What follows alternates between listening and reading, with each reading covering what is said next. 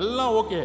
ஆனால் அரசியலில் அதிகாரத்துக்கு வரணும் விடவே மாட்டாங்க. கட்சியின் கட்டுப்பாட்டை கேள்விக்குள்ளாக்கக்கூடிய வகையில் ஆதவ் அவர்கள் பேசி வருகிறார் என்கிற ஒரு நிலையில் மன்னராட்சி தான் இங்க இருக்கு. உயர்நிலை குழுவில் ஏற்கனவே நாங்கள் விவாதித்தபடி திமுக கூட்டணியை உடைப்பதற்கு ஒரு மாபெரும் சதி தொடர்ந்து நடைபெற்றுக் கொண்டிருக்கிறது. அது நேற்று நடைபெற்ற அம்பேத்கர் நூல் வெளியீட்டு விழாவில் அம்பலமானது. இதை அடுத்து ஆதவ் அர்ஜுனா விசிகாவிலிருந்து நீக்கப்படுவாரா என்று தொடர் கேள்விகள் எழுப்பப்பட்ட நிலையில் அதிரடியாக இன்றைக்கு செய்தியாளர்களிடம் இதற்கான பதிலை தந்திருக்கிறார் விடுதலை சிறுத்தைகள் கட்சியுடைய தலைவர் முனைவர் தொல் திருமா அவர்கள். ஆதவ் அர்ஜுனா விசிகாவிலிருந்து நீக்கப்பட்டால் அடுத்து அவர் செல்லப் போகின்ற கட்சி எது, அவர் எந்த கட்சியில் என்ன பொறுப்பிற்காக பேசிக் கொண்டிருக்கிறார் என்று உங்களுக்கு தெரியுமா? திமுக கூட்டணியை உடைப்பதற்கு நடைபெற்ற சதியின் பின்னால் நடந்தது என்ன என்பதை பற்றி விரிவாக பேச இருக்கிறது இந்த காணொலி. அனைவருக்கும் வணக்கம். இது தமிழ் கேள்வி. மீண்டும் உங்களை சந்திப்பதில் மிக்க மகிழ்ச்சி. நான் செந்தில் வேல்வீச்சு. தமிழ் கேள்வியை சப்ஸ்கிரைப் செய்து பாருங்கள், மறக்காமல் உங்கள் பேராதரவை தாருங்கள் என்று மிகுந்த அன்போடு கேட்டு இன்னைக்கு வீடியோக்குள்ளே நம்ம போகலாம். முதல்ல நேற்று நடைபெற்ற விழாவிலிருந்து சில கேள்விகளை வச்சுட்டு ஆதவ் அர்ஜுனா முதல்ல தன்னை ஒரு பெரிய அம்பேத்கரிஸ்ட் மாதிரி காட்டி எப்படியாவது திமுக கூட்டணியை உடைச்சிடணும், விசிகாவை அதிலேருந்து வெளியில் கொண்டு வந்துடணும்னு நினச்சி நீலச்சாயம் ஒன்றை தனக்கு பூசிக்கொண்டு இருந்தார். அந்த நீலச்சாயம் நேற்று வெளுத்து போச்சு. நேற்று நீலச்சாயம் வெளுத்து காவியானதை எல்லோரும் பார்த்தார்கள். என்ன சார், யார் திமுக கேள்வி கேட்டாலும் உடனே காவி சாயம் பூசிடுவீங்களா அப்படின்னா அப்படி இல்லை. நேற்று நடைபெற்ற விழா என்ன விழா? அனைவருக்குமான தலைவர் அம்பேத்கர் இந்த நூல் வெளியீட்டு விழா. இதில் அம்பேத்கரை பாராட்டி பேசணும், அம்பேத்கருடைய திட்டங்கள் சட்டங்கள் சமூக நீதி இதை பற்றி பேசியிருக்கணும். ஆனால் ஆதவ் அர்ஜுனா போகிற போக்கில் ஒன்று சொல்கிறாரு. என்ன சொல்கிறாரு? நல்ல சாமியார்னா சங்கராச்சாரியார் மகா பெரியவர் நல்ல சாமியார் அப்படின்னு ஆதவ் அர்ஜுனா சொல்கிறார். விடுதலை சிறுத்தைகள் ஒருவரின் வாயிலிருந்து கூட இந்த வார்த்தை கனவில் கூட வராது. ஏன்? சங்கராச்சாரியார்களுக்கும் அவருக்கும் ஏதாவது வாக்கிய வரப்பு சண்டையா? விடுதலை சிறுத்தைகளுக்கும் அல்லது திராவிட இயக்கத்தை சேர்ந்தவர்களுக்கும் இல்லை. ஏன் அப்படின்னா டாக்டர் பாபா சாஹேப் அம்பேத்கர் அவர்கள் ஹிந்து கோட் பில் கொண்டு வருகிறார். ஹிந்து திருமண சட்டம் உள்ளிட்டவற்றில், விவாகரத்து, சொத்துரிமை உள்ளிட்டவற்றில் ஹிந்து பெண்களுக்கு என்னெல்லாம் உரிமைகள் அதுவரை வழங்கப்பட்டன அதில் திருத்தம் கொண்டு வருவதற்கான முயற்சிகளை செய்கிறார். Hindu code bill. இந்த ஹிந்து கோட் பில் அவர் கொண்டு வர தொடங்கியவுடன் இதற்கு கடும் எதிர்ப்பு இந்தியா முழுவதும் ஏற்படுகிறது. யாரிடமிருந்து? பார்ப்பனிய சித்தாந்தவாதிகளிடமிருந்து. இதை கடுமையாக எதிர்த்தவர் யாருன்னு கேட்டிங்கன்னா, நேற்று ஆதவ் அர்ஜுனா நல்ல சாமியார் என்று பாராட்டினார் அல்லவா, அந்த காஞ்சி சங்கராச்சாரியார் மகா பெரியவர் என்று சொல்கிறார்கள் அல்லவா, அந்த சந்திரசேகேந்திர சுவாமிகள் இதை கடுமையாக எதிர்க்கிறார். இது ஹிந்து தர்மத்திற்கு எதிரானது என்கிறார். தன்னுடைய ஆதரவாளர்களை டெல்லிக்கு அனுப்புகிறார்.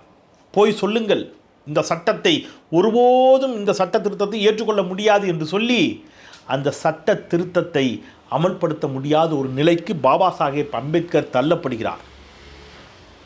பாபா சாஹேப் அம்பேத்கர் தன்னுடைய பதவியை, சட்ட அமைச்சர் பதவியையே ராஜினாமா செய்கிறார். எப்படிங்க? நீங்கள் சங்கராச்சாரியார் கடும் நெருக்கடி கொடுத்து சமூக நீதியை நிலைநாட்டுவதற்காக ஹிந்து கோட் பில் கொண்டு வந்த அம்பேத்கருக்கு எதிராக கடுமையாக எதிர்வினைகளை ஆற்றி அம்பேத்கரை பதவியை ராஜினாமா செய்ய வச்சுட்டாங்க. பதவியை ராஜினாமா செய்ய வைத்த சங்கராச்சாரியார் நல்ல சாமியார் என்று ஆதவ் அர்ஜுனா சொல்லுகிறார் என்று சொன்னால், ஆதவ் அர்ஜுனாவுக்கு அம்பேத்கரையும் தெரியல, ஆரியத்தையும் தெரியல, சங்கராச்சாரியாரையும் தெரியல. மேம்போக்கா நுனிப்புள் மேய்ந்து கொண்டு அவருடைய நீல கலரில் ஒரு சாயத்தை மேலே தனக்கு பூசிக்கொண்டு தன்னை ஒரு அம்பேத்கரிஸ்டாக அவரை அடையாளப்படுத்தினார் அல்லவா, அது நேற்று வெளுத்து போச்சு. இன்னும் ஒரு விஷயத்தை சொல்லிவிட்டு அவர் மீது இன்னைக்கு செய்தியாளர்கள் கேள்வி எழுப்புகிறார்கள். யார்கிட்ட? முனைவர் தொல் திருமா அவர்களிடம் கடும் எதிர்வினையை ஆற்றியிருக்கிறார். ஆதவ் அர்ஜுனா மீது நடவடிக்கை பாயும் என்று அதிரடி காட்டியிருக்கிறார். நான் திருமாவுடைய பேட்டியே இருக்குது, நான் உங்களுக்கு காட்டுறேன். திருமாவினுடைய பேட்டியும் இருக்கிறது, நான் உங்களுக்கு காட்டுறேன். இப்போ இந்த சங்கராச்சாரியார் நல்ல சாமியார் என்று சொன்னார் அல்லவா, அந்த சங்கராச்சாரியார் தான் குலத்தின் அடிப்படையில் தான் தொழில்கள் இருக்க வேண்டும், அதை மாற்றக்கூடாது என்று சொன்னவர். பிறப்பின் அடிப்படையில் சாதி தீர்மானிக்கப்படுகிறது, அதை யாரும் மாற்றக்கூடாது என்று சொன்னவர். அவர் ஒரு புத்தகம் எழுதுகிறாங்க அவரை பற்றி, அவருடைய வாழ்க்கை வரலாற்றை. ஸ்ரீ ஜெகத்குரு திவ்ய சரித்திரம் அப்படிங்கிற புத்தகம். இந்த புத்தகத்தில் இந்த தேசப்பிதா மகாத்மா காந்தியை சங்கராச்சாரியார் சந்தித்தது வருகிறது. 2 பேருக்கு சந்திப்பு நடக்குது. இந்த சந்திப்பு எங்கே வச்சு நடக்குது தெரியுமா? மாட்டு கொட்டடியில், மாட்டு தொழுவத்தில். ஏன் தெரியுமா? தேசத்திற்கே பிதாவாக இருந்தாலும், தேசப்பிதாவாக இருந்தாலும் மகாத்மா காந்தியடிகள் பார்ப்பனர் இல்லை. பார்ப்பனர் அல்லாத ஒருவரை சங்கராச்சாரியார் சந்திக்க மாட்டார். சந்தித்தாலும் எங்கே வச்சு சந்திப்பார்? மாட்டு கொட்டடியில் வச்சு சந்திப்பார். அது அவங்களே சொல்லியிருக்கிறாங்க. ஆதாரத்தை உங்களுக்கு நான் காட்டுறேன், நீங்கள் அதை பாருங்கள், நான் வாசிக்கிறேன் பாருங்கள், சரியா? பாலக்காட்டைச் சேர்ந்த நல்லிச்சேரியில் சுவாமிகள் தங்கியிருந்த ஜாகையின் பின்புறம் அமைந்திருந்த மாட்டுக்கொட்டிலில் காந்தியடிகளும் சுவாமிகளுக்கும் சந்திப்பு ஏற்பட்டது. அவங்க எழுதியிருக்கிறாங்க. காஞ்சி சங்கராச்சாரியார் சமஸ்கிருதத்தில் காந்தியடிகளிடம் பேசுகிறார். காந்தியடிகள் சொல்கிறார், எனக்கு சமஸ்கிருதம் பெரிய அளவில் தெரியாது, நான் ஹிந்தியில் பேசுகிறதுக்கு நீங்கள் அனுமதிக்கணும்னு கேட்குறார்.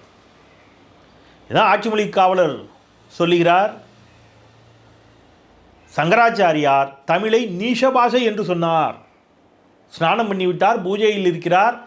இப்பொழுது உங்களை சந்தித்தால் அவர் தமிழில் பேச வேண்டும், தமிழ் நீஷ பாஷை, நீஷ பாஷையில் மகா பெரியவா இப்போ பேச மாட்டார் என்று சொன்னார்கள் அப்படின்னு பதிவாயிருக்கு.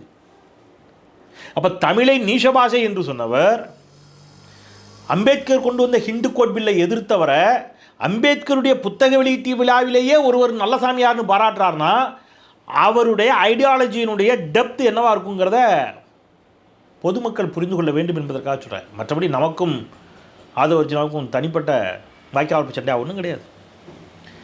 ஏன் நீங்கள் என்ன செய்றீங்க? திமுக கூட்டணியின் மீது இவ்வளவு வன்மத்தை கக்குகிறீர்கள். இப்போ நேற்று நடைபெற்ற விழா என்ன விழா? அனைவருக்குமான தலைவர் அம்பேத்கர். அரசியலமைப்பு சட்டத்தை திருத்துவதற்கு பாஜக முயற்சிக்கிறது. அதை பற்றி நேற்று அங்கே யாருமே பேசலை. ஒவ்வொரு கூட்டத்திலையும் ஒவ்வொரு மீட்டிங்லேயும் ராகுல் காந்தியும் பிரியங்கா காந்தியும் இந்தியா கூட்டணி கட்சியைச் சேர்ந்த எம்பிக்களும் கையில் அரசியலமைப்பு சட்ட புத்தகத்தை வைத்துக்கொண்டு மோடியை நோக்கி கேள்வி எழுப்பிக் கொண்டிருக்கிறார்கள். அரசியலமைப்பு சட்டத்தில் திருத்தம் கொண்டு வர வேண்டும், அரசியலமைப்பு சட்டத்தையே மாற்றணும்னு நினைச்சாங்க. மோடி அரசு துடித்து கொண்டிருக்கிறது. இதோட கொடுமை என்ன தெரியுமா? 3 சட்டங்களுக்கு பேர் மாற்றிருக்காங்க. அந்த பேர் என்னன்னு நமக்கு வாய்க்குள்ளேயே நுழைய மாட்டேங்குது. ஐபிசி சட்டம்லாம் இருக்குல்ல, இந்தியன் பீனல் கோடு அப்படிங்கிறது மாற்றியாச்சு. அதுக்கு ஏதோ சமஸ்கிருத பேர் வச்சுருக்காங்க. இந்திய தண்டனை சட்டம், இந்திய குற்றவியல் சட்டம், இது எல்லாத்தையும் மாற்றியாச்சு. சான்ஸ்கிரிட்டில் பாரதிய நியாய சன்ஹிதா அப்படின்னு பேர் வச்சுருக்காங்க. பாரதிய நியாய சன்ஹிதா, பாரதிய நாக்ரிக் சுரக்ஷா, பாரதிய சாக்ஷ்ய ஆத்தி, என்ன இன்னும் எனக்கு வாய்க்குள்ள நுழையில விட்டுருங்க. IPC, CrPC, Indian penal code அப்படிங்கிறதையே மாற்றிட்டாங்க. பாரதிய நியாய சன்ஹிதா. இது அம்பேத்கருக்கு இழைக்கும் துரோகம் இல்லையா? இது இந்த இந்த இந்த மாதிரி சான்ஸ்கிரிட்டில் சட்டங்களுடைய பெயர்களை மாற்றுவது, இதை நேற்று அங்கே யாராவது பேசியிருக்கணும். ஆனால் எல்லாரும் வண்டி கொண்டு எங்கே நிப்பாட்டிக்கிட்டு இருக்காங்க? உதயநிதி ஸ்டாலின் வாசலே நிப்பாட்டிக்கிட்டு இருக்காங்க. அப்போ உங்களுடைய நோக்கம் அம்பேத்கரை இளைஞரிடம் கொண்டு போய் சேர்ப்பதா, அம்பேத்கரை மக்களிடம் கொண்டு போய் சேர்ப்பதா, அல்லது எப்படியாவது திமுக கூட்டணி உடைக்கணும், உதயநிதி ஸ்டாலினை குறி வைக்கணுங்க என்பதா? கொஞ்சம் யோசிச்சு பாருங்க. உங்களுடைய நோக்கம் என்ன? நேற்று சொல்கிறாரு அவர், நாங்கள் அம்பேத்கருக்கு விழா எடுக்க ஆரம்பித்தவுடன் தான் திமுக அமைச்சர்கள் அம்பேத்கர் சிலைக்கு மாலை அணிவிக்கிறார்கள் அப்படிங்கிறார். எக்ஸ்கியூஸ் மீ, 1990 என்னுடைய நினைவு சரியாக இருந்தால் 92 நினைக்கிறேன் முதல் படம் விஜய்க்கு எப்போ வந்துச்சுன்னு எனக்கு ஞாபகம் இல்லை. நாளைய திருப்போ சம்திங் ஏதோ ஒன்று. அதற்கெல்லாம் முன்பாகவே அவர் திரைத்துறைக்குள்ளே ஹீரோவாக கால் பதிப்பதற்கு முன்பாகவே டாக்டர் பாபா சாஹேப் அம்பேத்கரினுடைய பெயரில் சென்னையில் சட்டக்கல்லூரி, சென்னை சட்டக்கல்லூரிக்கு அம்பேத்கரின் பெயரை சூட்டி அழகு பார்த்தவர் முத்தமிழறிஞர் டாக்டர் கலைஞர். ஏன்னா மகாராஷ்டிராவில் மராத்வாடா பல்கலைக்கழகத்தில் அம்பேத்கர் பெயர் வைக்க வேண்டும் என்று சொன்னவுடன் அங்கிருந்த உயர் சாதி இந்துக்கள் பெரும் கலவரத்தில் ஈடுபடுகிறார்கள். அம்பேத்கர் பேரை எப்படி வைக்கலாம், பற்றி எரிகிறது மகாராஷ்டிரா. மகாராஷ்டிராவில் நீங்கள் வைக்க அனுமதிக்க மாட்டீர்களா? இதோ நான் வைக்கிறேன் என்று சொல்லி தமிழ்நாட்டில் ஆட்சிக்கு வந்தவுடன் அம்பேத்கரின் பெயரை வைத்து அகமகிழ்ந்தவர் முத்தமிழர் டாக்டர் கலைஞர். நீங்களாம் இன்னைக்கு வந்து நிற்கிறீங்க. அதன் பிறகு 96 இந்தியாவிலேயே முதன்முறையாக இந்த நாட்டுடைய சட்டமேதை அம்பேத்கருடைய பெயரில் அம்பேத்கர் சட்ட பல்கலைக்கழகத்தை தொடங்கியவரும் முத்தமிழர் டாக்டர் கலைஞர் தான், திராவிட முன்னேற்ற கழகம் தான். அம்பேத்கருக்கு மணிமண்டபம் சென்னையில் கட்டி அதை திறந்து வைத்தவரும் முத்தமிழர் டாக்டர் கலைஞர் தான், திராவிட முன்னேற்ற கழகம் தான். இன்றைக்கு இருக்கக்கூடிய முதலமைச்சர் மாண்புமிகு முத்துவேல் கருணாநிதி ஸ்டாலின் ஆட்சிக்கு வந்தவுடன் நீங்கள் சகோதரர் விஜய் அவர்கள் கட்சி ஆரம்பிப்பதற்கு முன்பாக, இந்த மாநாடு போடுறதுக்கு முன்பாகவே பாபா சாஹேப் அம்பேத்கரினுடைய பிறந்த தினத்தை சமத்துவ நாள் என்று அறிவித்து சமத்துவ நாள் உறுதிமொழியை எல்லோரும் ஏற்க வேண்டும் என்று அரசாணை பிறப்பித்தவர். என்ன திடீர்னு இதெல்லாம் வந்து நேற்று மேடையில் பேசுகின்ற பொழுது ஆதவர்ஜனா என்ன சொல்கிறாரு? பிரதானமாக ஊழலை ஒழிக்க வேண்டும். அதுக்கு ஒரு நாளைக்கு முன்னாடி தான் ஜெயலலிதாவை வானலாக புகழ்கிறார். இரும்பு பெண்மணி, அவருடைய நினைவை போற்றுவோம், ஆஹா உகோங்கிறாரு. ஏவனாக முதல் குற்றவாளி A1 சொத்து குவிப்பு வழக்கில் நீதிமன்றத்தால் தண்டனை பெற்ற ஜெயலலிதாவை வாழ்த்தி விட்டு அடுத்த நாளே ஊழல் ஒழிப்பை பேசுகிறீர்கள். அம்பேத்கரின் புத்தகத்தை வெளியிட்டு விட்டு எவ்வளோ முரண் பாருங்க. பேசுறது ஊழல் ஒழிப்பு, ஆதரிப்பது ஜெயலலிதாவை. வாரிசு அரசியலால் தான் மோடி ஆட்சிக்கே வந்தார், இப்பொழுது வரை அவரை அசைக்க முடியவில்லைங்கிறீங்க. ஊழல் எதிர்ப்பும் வாரிசு அரசியல் எதிர்ப்பும் தான், குடும்ப அரசியல் எதிர்ப்பும் தான் அவரை ஆட்சிக்கு கொண்டு வந்துச்சுங்கிறீங்க. 7 லட்சம் கோடிக்கு மேலே ஊழல் செய்திருக்கிறார் என்று CAG குற்றம் சாட்டுகிறது. அதை பற்றி யாராவது பேசுகிறீங்களா? ஆயுஷ்மான் பாரத் திட்டத்தில் ஒரே ஃபோன் நம்பரில் 999999 10 நம்பரும் 9 தான். அப்படி ஒரு நம்பர் டூப்ளிகேட்டாக போட்டு அதில் ஏகப்பட்ட ரூபாயை கொள்ளையடித்திருக்கிறார்கள் இந்த மோடி சர்க்கார் என்று CAG குற்றம் சாட்டியது. யாராவது அதை பற்றி பேசுனீங்களா? அப்போ இது எதையுமே பேசாமல் நேராக உதயநிதி ஸ்டாலினை டார்கெட் பண்ணி மன்னராட்சிக்கு நாங்கள் அனுமதிக்க மாட்டோம். எனக்கு புரியவே இல்லை. மன்னராட்சினா எப்படி? தேர்தலே நடத்தாமல் ஸ்டாலின் அவர்கள் சரிப்பா நீ என் மகன் இங்கே வா, நீ தான் இனிமேல் இந்த நாட்களில் உட்காந்துக்க, நீ தான் முதலமைச்சர் அப்படின்னு சொல்லிட்டு போயிட முடியுமா? முடியுமான்னு? தேர்தல் நடக்கும், தேர்தலில் அவர்கள் நிற்க வேண்டும். நின்று 5 ஆண்டுகளில் திமுக என்ன செய்தது என்பதை மக்கள்கிட்ட சொல்லணும். நீங்கள் திமுகவுக்கு எதிரான பிரச்சாரத்தை மக்கள்கிட்ட வைப்பீங்க. மக்கள் இரண்டையும் சீர்தூக்கி பார்த்து மக்கள் வாக்களிப்பார்கள். வாக்களித்த பிறகு வெற்றி பெற்றால்தான் யார் முதலமைச்சர், அமைச்சர், MLA எல்லாம். உதயநிதி ஸ்டாலினாக இருக்கட்டும், யாராக வேணாலும் இருக்கட்டும், நேராக கொண்டு போய் உட்காந்து சொல்ல போகிறாங்களா? ஏதோ மன்னராட்சிங்கிறீங்க. உதயநிதி ஸ்டாலின் மக்களை சந்தித்து தேர்தலில் நின்று வெற்றி பெற்று சட்டமன்ற உறுப்பினராகி அதன் பிறகு அமைச்சராகி அதன் பிறகு துணை முதலமைச்சராகி இருக்கிறார். என்ன பிரச்சனை உங்களுக்கு இதில்? என்ன பிரச்சனைன்னா, கலைஞரோடு திமுக முடிந்து போய்விடும் என்று நீங்கள் நினைத்த பொழுது முத்துவேல் கருணாநிதி ஸ்டாலின் எழுந்து வந்தார். ஸ்டாலினோடு அது முடிந்து போகும் என்று நீங்கள் எல்லாம் நப்பாசையோடு காத்து கொண்டிருக்கின்ற பொழுதே உதயநிதி ஸ்டாலின் களத்திற்கு வருகிறார். அப்போ திமுகவை இங்கே வந்து அழிக்கவே முடியாதுங்கிற அச்சம் உங்களுக்கு வந்தவுடன் கதறி துடிக்கிறீர்கள். உடனே வாரிசு அரசியல், அவர் ஏன் வராரு, இவர் ஏன் வராரு, இவர் வரக்கூடாது, அவர் வரக்கூடாது. களத்தில் நின்று சண்டை போடுங்க இல்லையா? ரைட். இப்போ இவ்வளோ பேச்சு நேற்று நான் என்ன கேட்குறேன், இது எல்லாமே இந்த கூட்டணியை உடைக்க நடந்த சதி. இதோட ஒரு கொடுமை என்ன தெரியுமா? நான் ஒன்று சொல்கிறேங்க. இப்போ திமுக தலைவர் ஒரு நிகழ்ச்சியை புறக்கணிக்கிறார்னு வைங்க, கலந்து கொள்ளவில்லைன்னு வைங்க. அந்த நிகழ்ச்சியில் அருமை சகோதரர் அமைச்சர் மாசு அவர்களோ, ஏன் உதயநிதி ஸ்டாலின் அவர்களோ, அன்பில் மகேஷ் அவர்களோ, போக்குவரத்துறை அமைச்சர் சிவசங்கர் அவர்களோ, யாரோ ஒருத்தர் வச்சுங்க, திமுகவினர் அதில் போய் கலந்துப்பாங்களா? அந்த மேடையில் கலந்துப்பாங்களா? மாட்டாங்க. கட்சி தலைமை அந்த நிகழ்ச்சியை புறக்கணித்து விட்டால் அவங்க போக மாட்டாங்க. இப்போ விசிக தலைவர் தொல் திருமாவர்கள் அந்த நிகழ்ச்சிக்கு வரலைன்னு புறக்கணிச்சிட்டாரு. ஆதவர்ஜனா அந்த நிகழ்ச்சிக்கு போய் உட்கார்றாரு. சரி, உட்கார்ந்தது பரவாயில்ல, என்னை யாரும் இயக்க முடியாது, எனக்கு யாரும் அழுத்தம் கொடுக்க முடியாது, என்னை யாரும் கட்டுப்படுத்த முடியாது, நான் சுயமரியாதைக்காரன், சுயமாக சிந்திக்க தெரிந்தவன் என்று தொல் திருமாவர்கள் விளக்கம் கொடுக்கிறார்.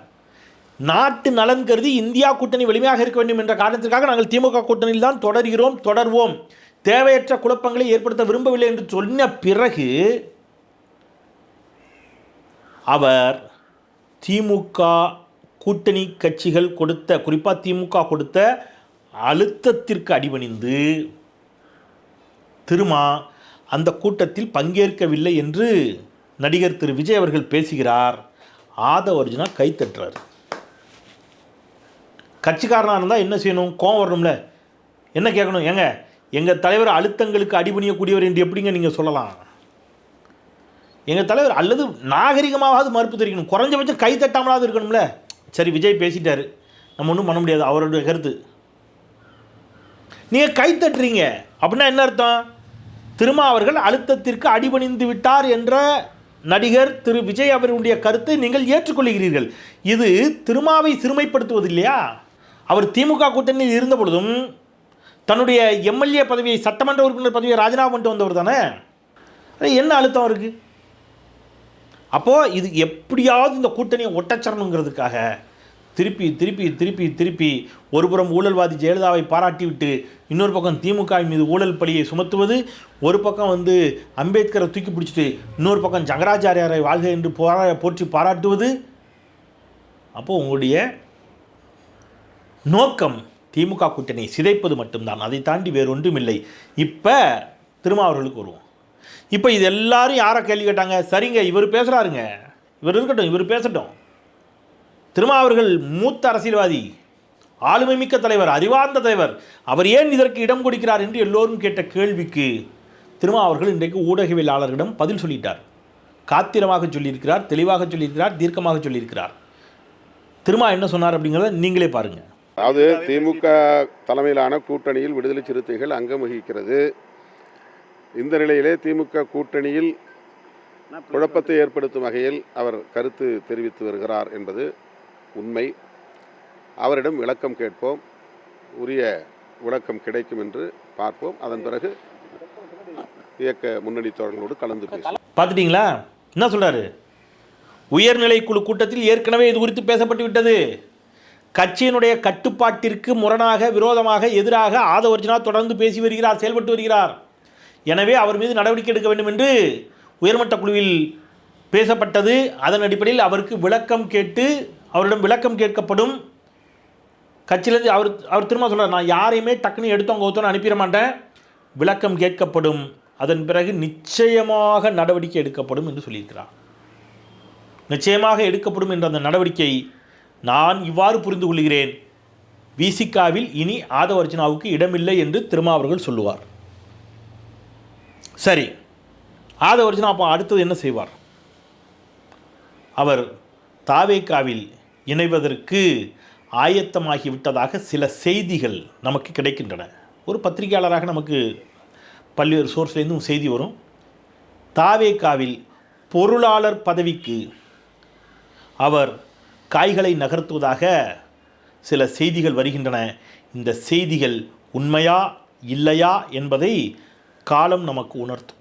ஓரிரு நாளில் உணர்த்தும், அல்லது ஒரு சில வாரங்களில் நமக்கு உணர்த்தும். ஆனால் 75 விழுக்காடு அவர் இனி விசிகாவில் தொடருவதற்கு வாய்ப்பில்லை என்பதே நமக்கு கிடைத்திருக்கக்கூடிய செய்தி.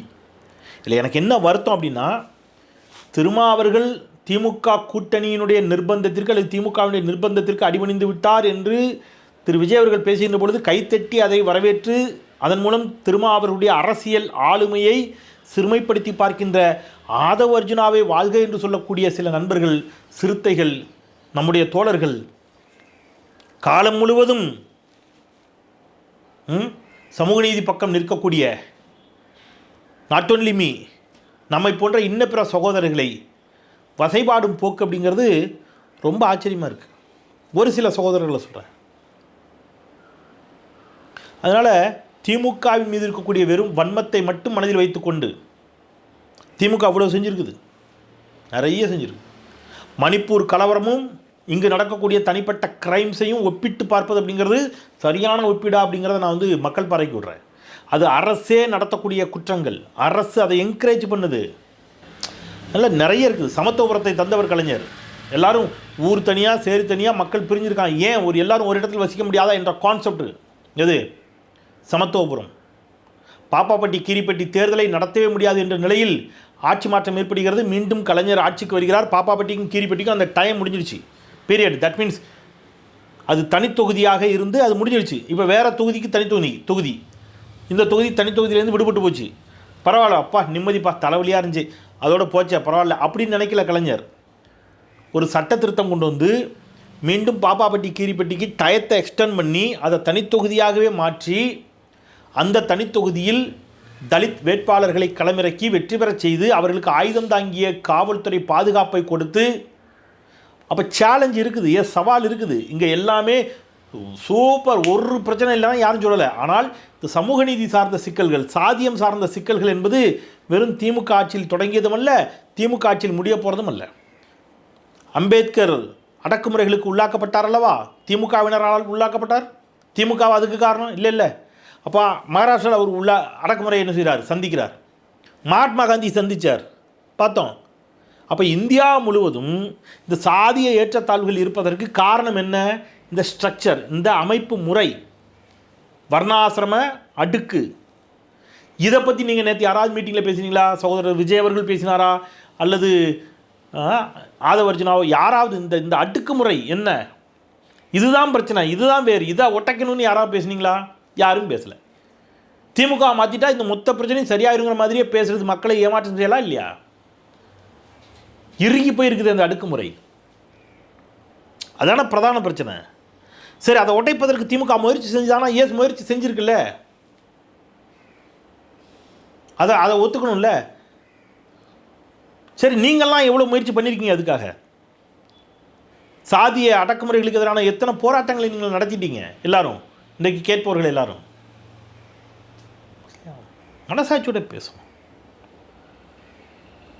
எல்லாம் குறைந்தபட்ச புரிதலோடு செயல்பட்டிருக்க வேண்டும். எது எப்படி ஆகினும் 2026 தேர்தலில் இன்றைக்கி சில செய்தி கிடைக்குது, எந்த அளவுக்கு உண்மைன்னு எனக்கு தெரில. நான் ரொம்ப நம்பிக்கையாக இருக்கக்கூடிய செய்திகளை ஆதாரங்களோடு வந்திருக்க செய்தின்னு பேசுவேன்.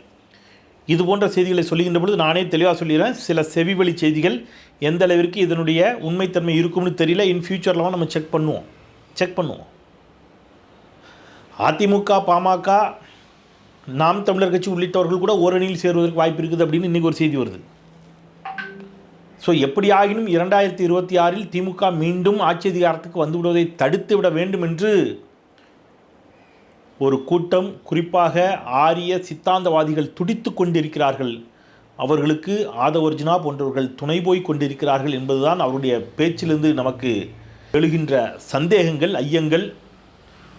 நம்முடைய சந்தேகங்களும் ஐயங்களும் பொய் என்று அவர் உணர்வார் என்று சொன்னால் அதை தன்னுடைய செயல்பாட்டின் மூலம் வரும் காலங்களில் நிரூபிக்க வேண்டிய பொறுப்பும் கடமையும் அவருக்கு இருக்கிறது என்பதை உறக்கச் சொல்லி, திருமா அவர்களுக்கு ஒரு பெரிய நெருக்கடியை ஆதவர்ஜுனா ஏற்படுத்தி விட்டார்.